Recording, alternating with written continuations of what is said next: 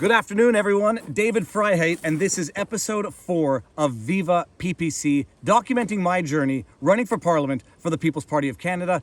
This episode, as the scenery might suggest, is about the environment. Now, what I've noticed as I start to announce to more and more people that I'm actually running for Parliament for the People's Party of Canada, people come up to me and say, how can you support a party that supports X, Y, and Z? And by and large, when I hear what people think are the policies of the party, I think they might be somewhat incorrect. But before I accuse them of that, I go back to the party's website and just refresh my memory on the policies of the party. And yes, oftentimes people are grossly misinformed on what the policies of the party actually are. When it comes to the environment, I have had people come up to me now and say, how can you support a party that denies the science, denies climate change, and is anti-environment? First of all, they don't. Second of all, I wouldn't. To say I love the environment would be an understatement. I consider myself to be a person of nature. I love rock climbing, I love fishing, I love camping. I love the great outdoors.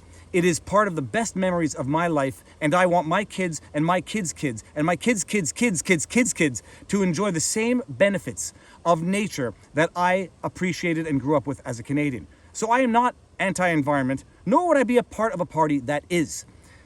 Nor is the PPC anti-environment, nor are they anti-science. To be anti-climate change alarmism is far different than to be anti-environment. It is far different than to be anti-science. And when it comes to this discussion, I genuinely think all of us agree on the 3 key underlying points. It's where it goes from there that we have problems. But the 3 key underlying points: the climate is changing, pollution is bad, and humans pollute. I think we can all agree on these 3 things. Where we go from there is where things get political. Some people think that you have to adhere to the Paris Accord if you love the environment. And I would say that if you love the environment, adhering to the Paris Accord might actually be counterproductive, but I'll get there. Some might say if you consider yourself to be pro-environment, you have to be pro the carbon tax that we have in Canada.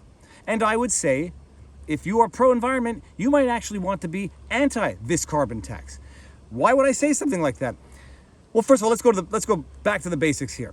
The number 1 polluter in the world is China. China pollutes more in terms of carbon emissions, more single-handedly than all of the developed nations combined. But that's a hard fact. People then like to say, well, per capita, the United States, Canada, Australia are pretty bad.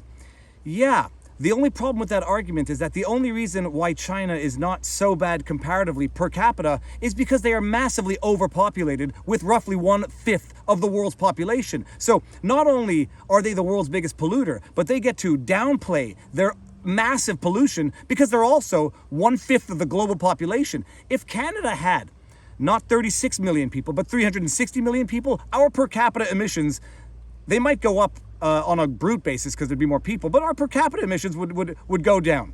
So to pretend that you should somehow derive a benefit from massive populations to drive down your per capita emissions is to falsify the debate. It's also a way to circumvent the fact that China is the number 1 polluter hands down, which brings us back to the carbon tax. In Canada, we have a carbon tax. It was imposed by the Liberal government. I forget the exact number, $30 per whatever unit they're measuring, and they want to jack that carbon tax up to $150 per whatever unit it is they use to measure carbon emissions by 2030. How does that play out in real life? Well, the first thing is, as we've seen with that restriction on plastic bags or the tax on plastic bags, oftentimes, in fact, more often than not, that additional cost just gets passed down to the consumer. So I don't know if we're using less plastic than we did before. All that I know is that if I feel the need or I have to use it because I don't have my recyclable bag, I'm the one paying 15 cents to the store now, but the plastic bags are still there. So instead of working on, much more biodegradable plastic bags, although maybe we're still doing that, the bottom line, the additional cost of the additional regulations arguably reduces anything. It just increases the end cost to the user, as is the case with the carbon emissions, because from what I understand, in Canada, I don't believe carbon emissions have gone down since the implementation of the carbon tax. I actually think they went up by a minute amount. But they didn't go down radically, and the cost is still there. What ends up happening?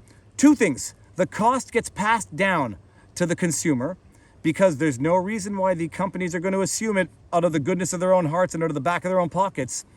so it gets passed down to the consumer, or the pollution gets shipped out overseas to the countries that are the biggest polluters. I don't know, let's just say China. So what we have here now is the imposition of a carbon tax, the cost of which gets passed down to the consumer, and the pollution aspect of which gets outsourced to other countries that don't have these regulations. So instead of working on retaining these manufacturing and these manufacturing things in Canada, you impose them, create additional costs for the purchasers, and then outsource the pollution, because invariably they do go elsewhere. China, India, other countries where they don't have similar regulation. I think there's a word for it. I read up, it was called carbon leakage. And it is counterintuitive and counterproductive, because you're not actually solving the problem, you're outsourcing the problem, but you get to feel better doing it. It's the same sort of thing with the Paris Accord. Certain countries are going to cripple their own economies to implement these measures. I like to say it's the virtue signaling of the environmentalist debate. Those who are actively promoting it will not be affected by it. They get these social media brownie points for promoting it, and it doesn't actually resolve anything, because the problem just gets outsourced to countries that are not going to abide by self-imposed restrictions. And so when it comes to Canada, when it comes to the PPC, it is not a question of being anti-environment. On the contrary, it's a question of being realistic about the problem, realistic about the solutions, and not sacrificing Canadians, Canadian manufacturing, Canadian business, Canadian autonomy at the altar of virtue on the global scale, when the outcome and the result is going to be no net positive. And possibly even the contrary. It's just going to outsource the pollution. So we're going to feel good doing what we're doing here, which is going to cripple our own economy and actually have no net positive impact on the environment. That is bad policy. That is bad policy that I might argue is not representative of a true love of nature. Canada is known for its nature. Ecotourism is a real thing. There is no benefit to Canadians to destroy arguably its most invaluable resource, its wildlife, its nature, what makes Canada, Canada. And no one in the PPC is doing that, and I'm not doing that. And that's not where the debate is. The debate now is, how do you focus on becoming more sustainable, focus on better energies, without outsourcing the problem and pretending you've resolved the problem. And another thing that people tend to think is like, oh yeah, okay, well we'll go to greener resources because electric cars are good. The recyclable bags, those heavy plastic ones that you get that you reuse, they're good. People don't stop to actually ask the question about the footprint that those green energies leave. The batteries don't appear out of nowhere. They don't disappear into nature. The rare earth minerals that are needed for those batteries have to get mined, and those batteries have to get disposed of. Otherwise, you're not solving pollution, you're just displacing it. With those beautiful recyclable bags that everyone's encouraged to use when you go grocery shopping, have you ever asked what the carbon footprint of those bags are? And when it tears and the thing snaps, and then that heavy plastic bag that is the equivalent of how many plastic bags is now just chucked in the garbage? Everything leaves a footprint, and you have to be smart about it, not dogmatic about it, and not demonizing your political adversaries about it. It is a question of finding the solutions, and the solutions are not as simple as just saying, we are going to reduce Canada's emissions to a point that would have substantial impact on its economy, on its national independence, but minimal on the environment. That is bad policy, and that is not what I'm about, and that's not what I'm about subscribing to. That is not what the PPC is about. Oh yeah. We will do everything that we can to preserve nature the way it is, to make an industry of nature that is good for everybody. But to pretend that the easy solution is the only solution, and anyone who doesn't like that solution is anti-whatever, that is where politics, people, ruins everything. With that said, stay tuned for episode 5, and peace out.